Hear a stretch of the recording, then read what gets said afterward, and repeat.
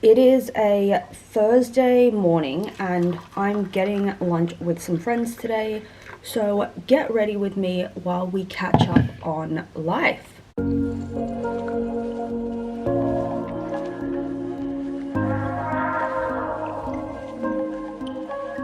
Starting the morning with a cup of milk tea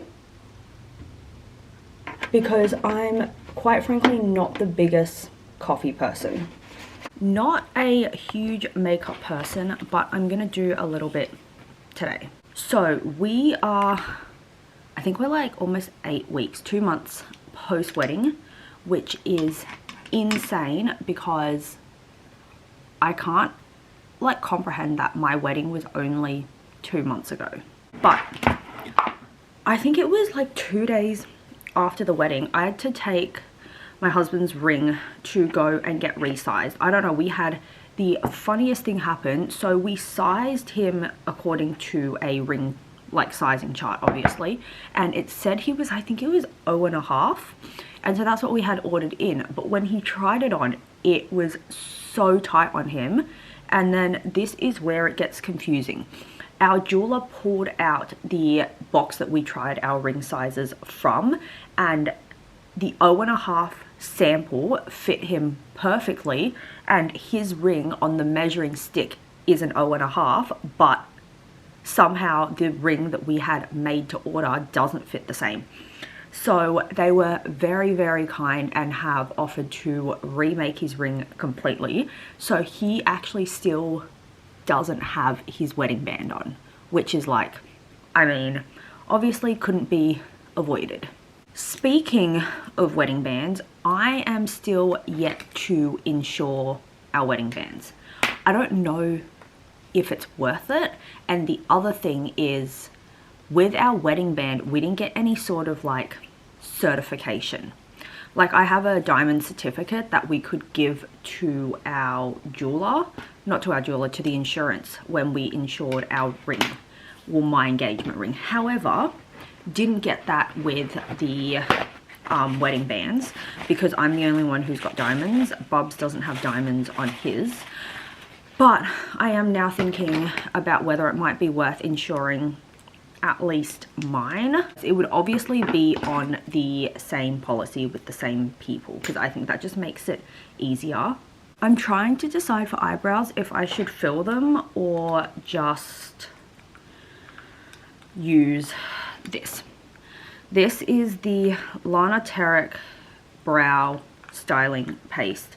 It is pretty much my favorite because I feel like I tend to go for a less more structured, less like filled look. Right after the wedding, we went straight back into work. So we haven't even been on a honeymoon and we haven't really had the time to talk about it. If anything, like we're set to go back to China at the start of next year. So I feel like maybe before we go to China or after China, we might tack on a little honeymoon thing. But right now it's just like so hard to plan.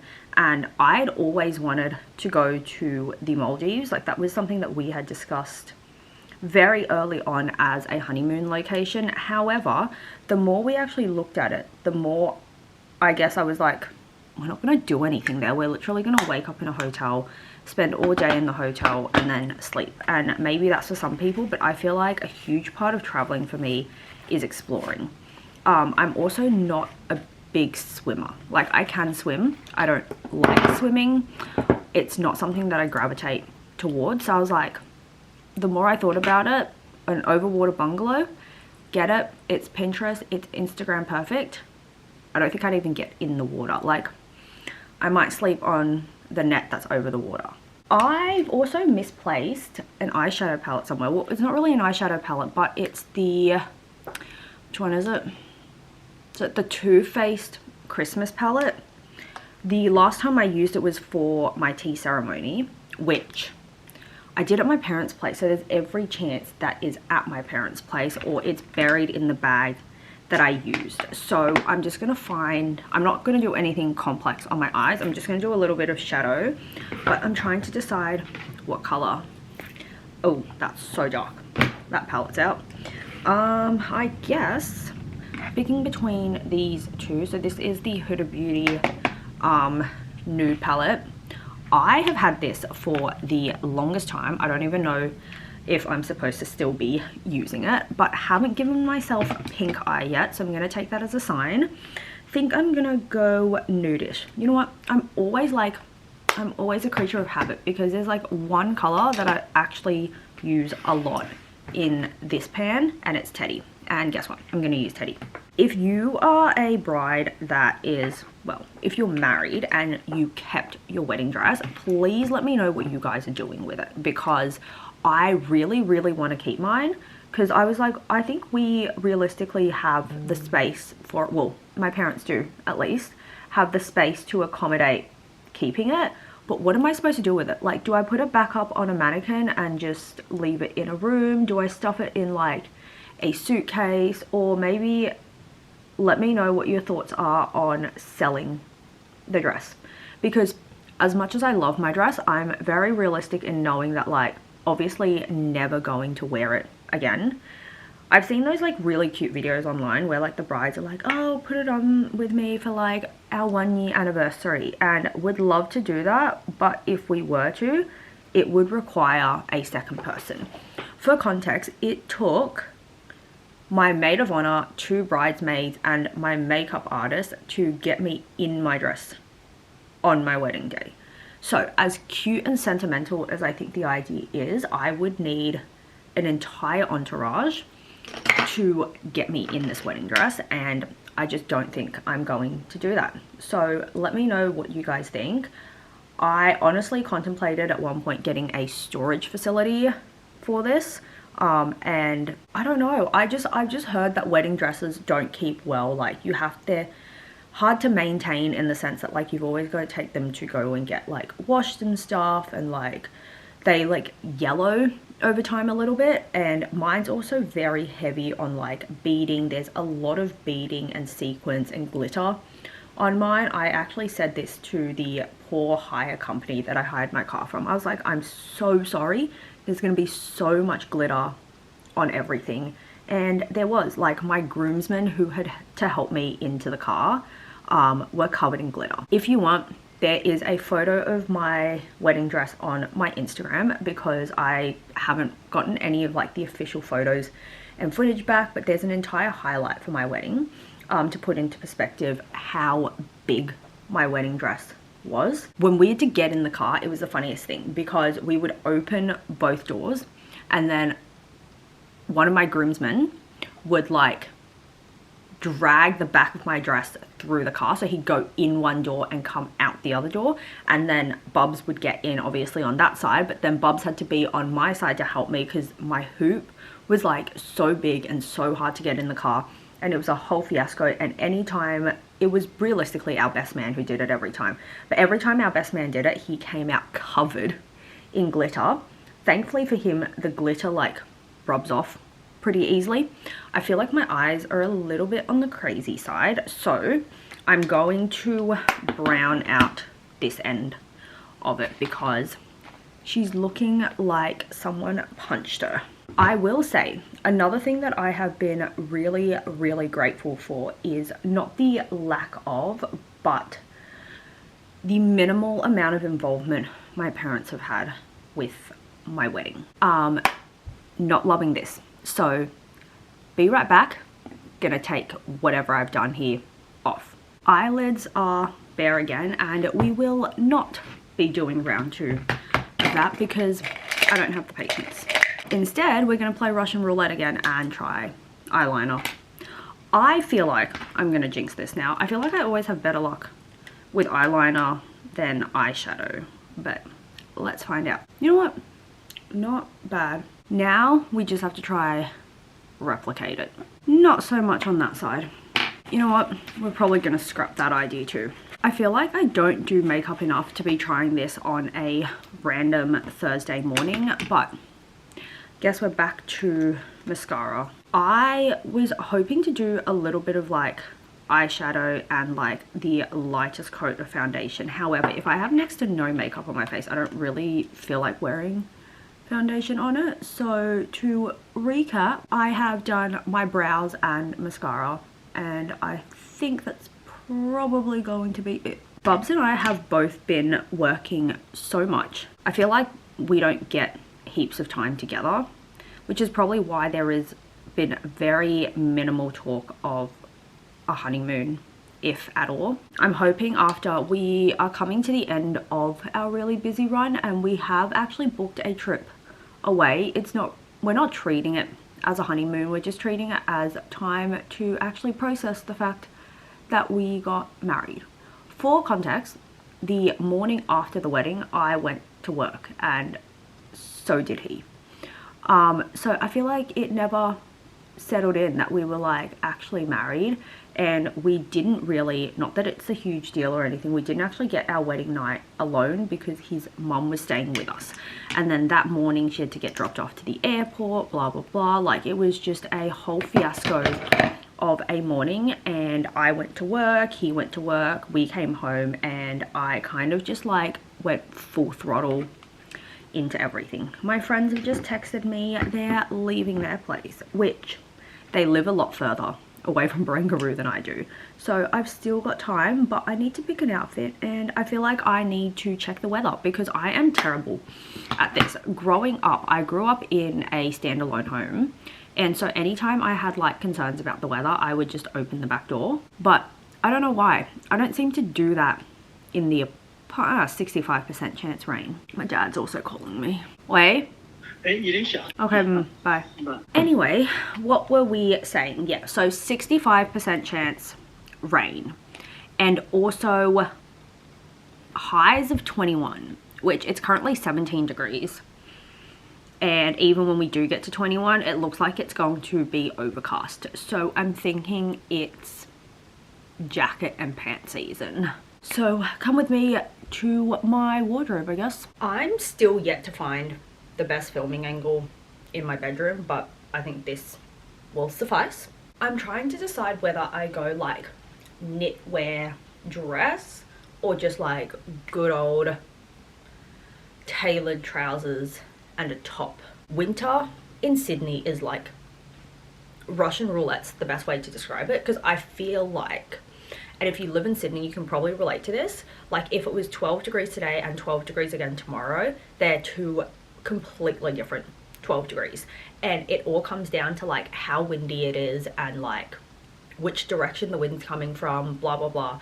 But I think I'm gonna go on the safer side because I am chronically cold anyway. So I'm gonna do trousers. I'm gonna put on a pair of, I mean I only own 3 pairs of tailored trousers, so I think I'm gonna go down the route of black today. Didn't do it on camera, but I've got black trousers on, and I think I want to be a bit more fun with the top, so I want to do a colored top. Obviously not this because these are my PJs, but in saying that, I don't think I have a lot of colored tops. Feel like, I don't know about this one. I don't actually think I've worn this one out ever. This, on the other hand, have about 1,000,001 times, but I love it. I think I might go her, but do I like, I typically wear this braless, but maybe I should do it with a bra today. I also now realize more than ever that catching up with your adult friends is probably one of the hardest things to arrange on planet Earth, because tell me why I think it would be easier for me to become a brain surgeon than manage to catch up with my friends on a semi-regular basis. Like, if you had told high school me that I would go like months without seeing some of my friends like in person, I would have told her that her friends were like not her friends. But as an adult, shit happens, and yes, like, don't get me wrong, it's not like we go no contact for months. Like, we have contact, we just never see each other, which I guess it makes sense. Like, everyone has their own schedules, everyone's in different places in life. I've got some friends who are like doing the whole traveling, like they've moved abroad to work, they want to do a gap year, or they just want to explore the world and work remotely, or just go through a whole shopping list of jobs because they want to try everything. And then I have friends who are already raising children and doing their own thing, which love that for them. Obviously not at the child rearing stage just yet. I'm having conversations with people that I never thought I would have, like health insurance questions. For those of you guys who live in a country outside of Australia, we can do private health insurance. Trust me, our public system is like pretty decent, but a lot of people want to have the option of private health insurance. And we have this whole thing with like Medicare levy surcharge, which is basically if you make over a certain amount as a couple and you don't hold private health insurance, you actually get charged an extra levy at tax time, because the government says that you are in a position financially to afford private health insurance. So if you don't get it, you're putting an additional strain on the public system, which a fair argument, but I think Australia has a really good public healthcare system. It's just I have unfortunately heard some horror stories when it comes to childbirth. So that's like the one thing I'm adamant about going private. But like there's this whole thing with like everything is like a 12-month waiting period. If you want to plan for childbirth, you actually have to plan for it. Like you have to do the math and make sure that from the day you pay to the day that you give birth, there is at least 12 months, which I get the whole waiting period, but it's just insane that you have to plan that far in advance. Also, this jumper is like my new obsession. I picked her up from Age, like I would say a month ago maybe, but she's definitely like, she's gonna make my June favorites. Well, actually it's the start of June. She's already in my May favorites, and I wanted to film a May favorites video, but I actually worked so much that at this rate, that list would be my work boots. I have a lot of June off, or like hybridy, working from home, not so much boots on the ground type of work. And so tell me this doesn't look like it. Actually, I wore this to work one day and my boss was like, did you bring a blanket from home? I was like, the audacity, mate. No, it's my jumper. I also need to spritz some perfume. My bathroom light is not on at all. Wow, she's dark in here sometimes. Also, my bathroom angle is a bit horrid as well. I just feel like this place isn't the best structured. This is the only perfume that I use. I used to use, there is a bottle of Chanel N5 somewhere, but my husband made an effort to point out that that's the perfume his mother uses. So I stopped using that.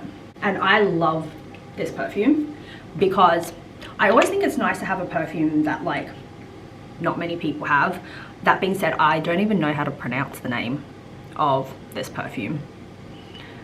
It's definitely French, but one of the things I love is Louis Vuitton does refills on their perfume. So like we just got Bub's one refilled before the wedding, but it means you like, I mean, albeit I think it's reasonably priced for a perfume because it's a good perfume, but I think it's still like $280, $300 as the refill. I think the bottles, like if you buy it with the bottle, I think it's almost $500. So if you pick 1 scent and you absolutely love it, highly recommend it. I also need to start cleaning my jewelry on the regular as well. Tea finished, I'm dressed, and I'm gonna pick a tiny little bag, which I think is going to be my Alma BB.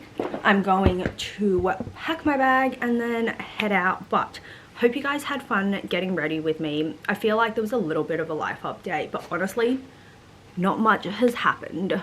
Well, a lot has happened, but not a lot. I will see you guys in the next video. Bye!